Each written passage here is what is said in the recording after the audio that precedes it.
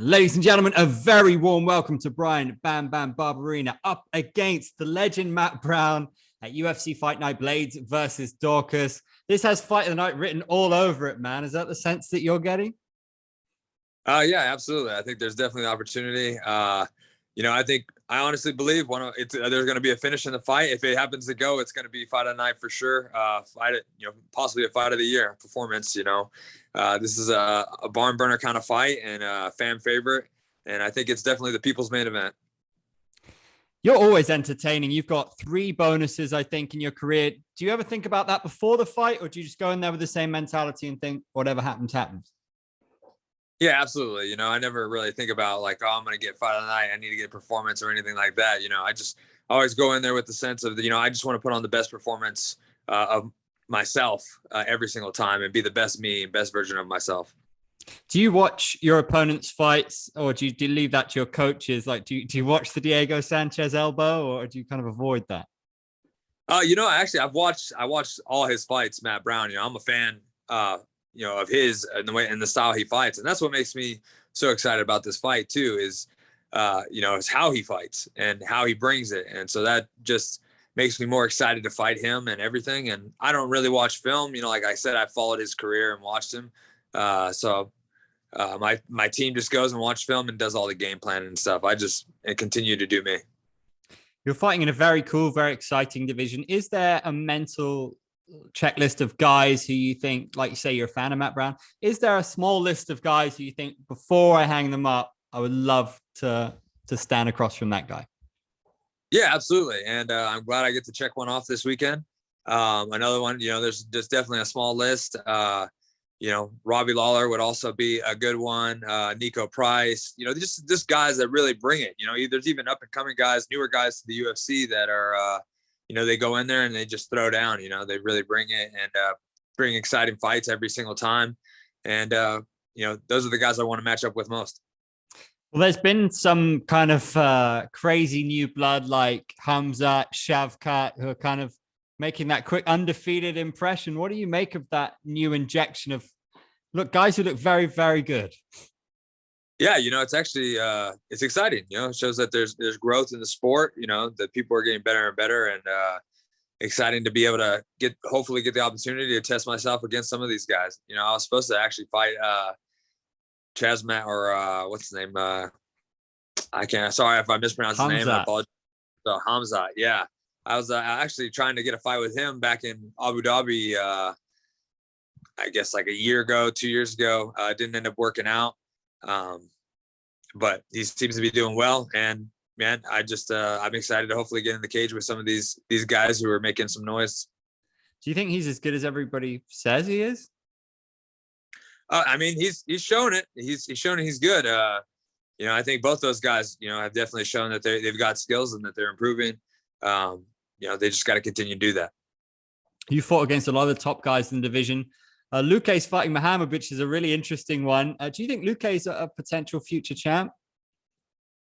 Yeah, I think he definitely has the potential to be. He's got the skills, he's got the determination and everything. He's a tough guy. I'm a huge fan of him as well as, I fought him.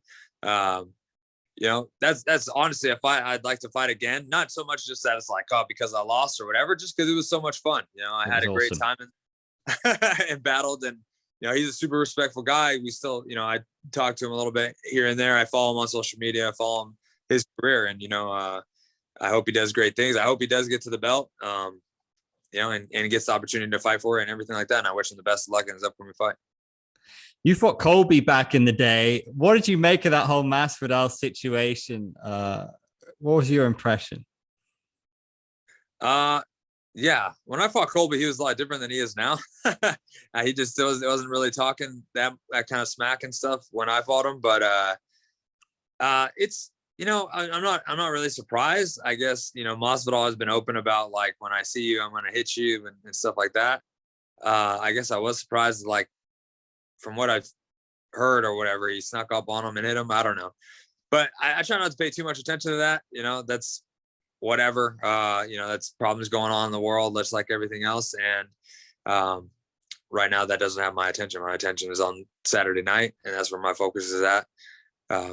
That'll get settled out, and it'll honestly have nothing to do with me. So Fair enough. And I'm interested to know what's the coolest thing about farming, because I see you out there. You look like having a good time, and I hear this farm strength thing from my buddy who works on a farm in Australia. He said it's different. Farm strength is different. Do you agree with that?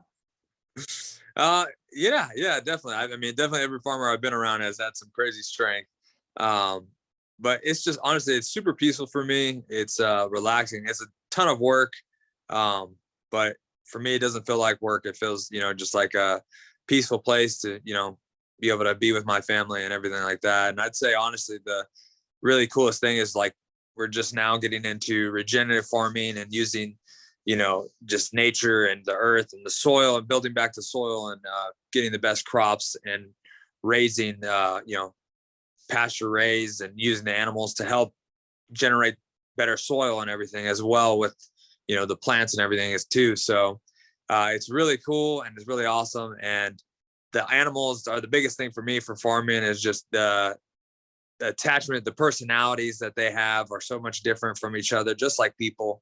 And, they're just so funny to watch and so funny to be around, and always a great time. And, they show so much love, even when they're like at a distance and they don't want to be around you. Like, some of them are skittish, but they just always let off so much love and just show you how peaceful life can be.